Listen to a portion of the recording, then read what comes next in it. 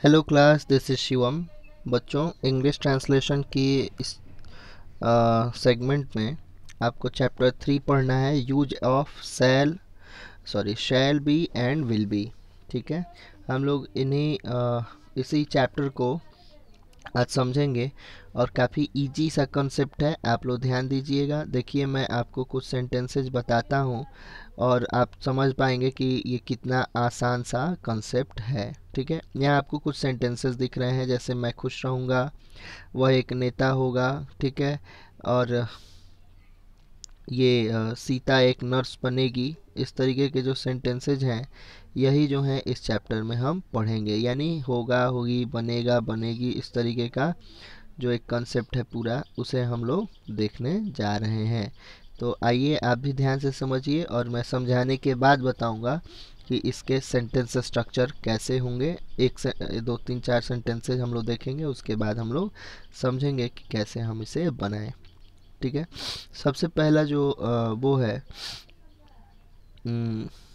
Sentence है, ये है मैं खुश रहूँगा।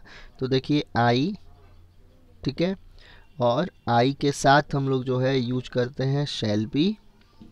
रहूँगा के लिए shall be, I shall be, और फिर खुश के लिए हैप्पी। आसान है ना। यानी शैल बी विल बी का यूज हम लोग कैसे करेंगे, यही पढ़ना है।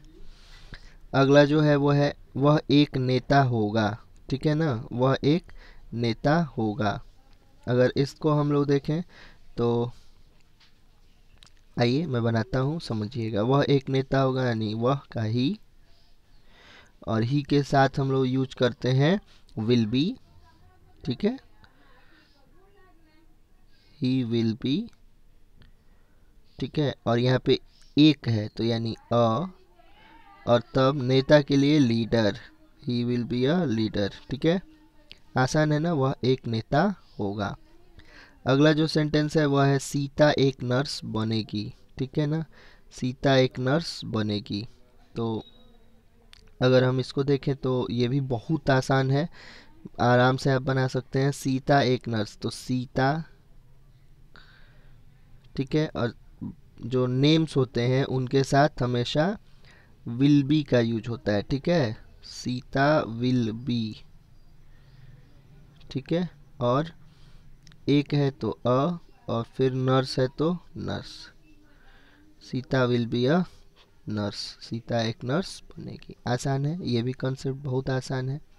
अब आपके सामने ये एक चार्ट है। इस चार्ट को आपको समझना है कि इसमें मैं समझाता हूँ कि कौन से सब्जेक्ट के साथ कौन सा शैल भी लगेगा या फिर विल भी लगेगा। ठीक है, तो आइए हम लोग इसको देखते हैं।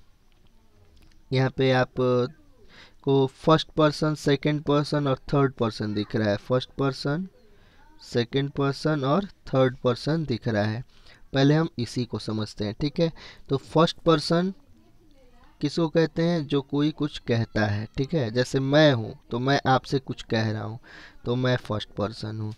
आप सुन रहे हैं तो आप यानी यू क्या है, सेकंड पर्सन है। ठीक है, और हम जिसके बारे में बात कर रहे हैं, यानी मान लीजिए कि हम लोग ज्वाला सर के बारे में बात कर रहे हैं, तो ज्वाला सर क्या होंगे, थर्ड पर्सन होंगे। यानी जो कहेगा वो फर्स्ट पर्सन होगा, जो सुनेगा वो सेकंड पर्सन होगा, और जो जिसके बारे में बात होगी वो थर्ड पर्सन।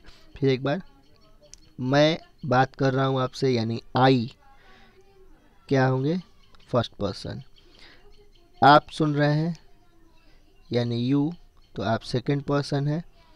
और हम लोग जिसके बारे में बात कर रहे हैं, मान लीजिए कि ही के बारे में बात कर रहे हैं, शी के बारे में, इट या राम के बारे में बात कर रहे हैं कि राम ऐसा, राम वैसा, वह वैसा, वह वैसी, या फिर वह कुर्सी वैसे टूट गई, इस तरीके से हम बात कर रहे हैं, तो ये सब थर्ड पर्सन है। ठीक है, और इसके प्लूरल्स जो हैं, जैसे हम लोग वे लोग, उन लोगों के बारे में बात कर रहे हैं या कुछ लड़कों के बारे में बात कर रहे हैं, तो ये सब क्या है, थर्ड पर्सन है। तो आप फर्स्ट, सेकंड और third person I think clear हो गया होगा। तो आइए अब हम समझते हैं शैल बी और विल बी का यूज कहाँ करेंगे। तो ध्यान दीजिए, आई के साथ हम लोग शैल बी का यूज करते हैं, और इसी का प्लूरल जो है हम लोग भी तो फर्स्ट पर्सन ही होंगे, तो वी के साथ भी हम लोग यूज करते हैं शैल बी का। ठीक है, जैसे मैं खुश रहूँगा तो आई शैल बी हैप्पी, और हम लोग खुश रहेंगे तो वी शैल बी हैप्पी, यहाँ वी विल बी हैप्पी नहीं होगा, ठीक है। सेकेंड पर्सन में हम लोग आए तो यू के साथ विल बी का यूज होता है, और यू का ही सेकेंड पर्सन यू होता है, जिसका मतलब होता है तुम लोग, और यू का मतलब तुम होता है। तो तुम लोग या तुम खुश रहोगे तो you will be happy, you shall be happy wrong हो जाएगा। यहाँ यू के साथ क्या यूज होगा बच्चों, विल बी यूज होगा, ठीक है। आसान सा कंसेप्ट है, आई थिंक आपको समझ में आ रहा होगा। आगे आइए थर्ड पर्सन में, तो थर्ड पर्सन में आप देखिए कि he she it Ram, third person में क्या है, ही शी इट राम, इन सबों के साथ हम लोग क्या यूज करते हैं, विल बी का।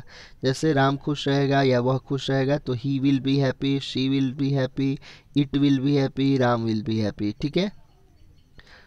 तो समझ में आ गया, ही शी इट और राम के साथ हम लोग विल का यूज करेंगे, ठीक है ना, विल का। ही शी इट राम के साथ विल का यूज करेंगे। वहीं अगर प्लूरल की बात करें थर्ड पर्सन की, तो दे और बाकी जो लोग हैं जैसे प्लूरल नाउन्स हैं, इन सबों के साथ हम लोग विल बी का, जैसे गर्ल्स, बॉयज, चिल्ड्रेन, हाँ, टॉयज, इस तरीके के। जैसे दे विल बी हैप्पी, वे लोग खुश रहेंगे। अब वे लोग खुश रहेंगे, दे शैल बी हैप्पी बनाएंगे तो ये सही नहीं होगा। आगे मैं बताऊंगा इसका एक कंसेप्ट, शैल का भी यूज हम लोग करते हैं लेकिन वो एक अलग कंसेप्ट है, ठीक है ना, वो चैप्टर अलग है, मैं उसको बताऊंगा। फिलहाल आप इतना समझिए कि विल का यूज हम लोग यहाँ करेंगे और शैल का यूज कहाँ करेंगे मैंने ये बता दिया। आई के साथ शैल बी, यू के साथ विल बी, वी के साथ शैल बी, फिर ही सी इट राम के साथ विल बी, और प्लूरल नाउन्स के साथ विल बी। तो अब मुझे लगता है आपको ये चैप्टर समझ में आ गया होगा। तो बच्चों अब इसे खूब अच्छे से पढ़ लीजिएगा, और इससे रिलेटेड जो चैप्टर है मैं वो एक्सरसाइज सेंड कर दूंगा, आपको उसे बनाना होगा और आपको खूब अच्छे से उसको समझना होगा। तो आज के लिए इतना ही, चलिए, थैंक यू।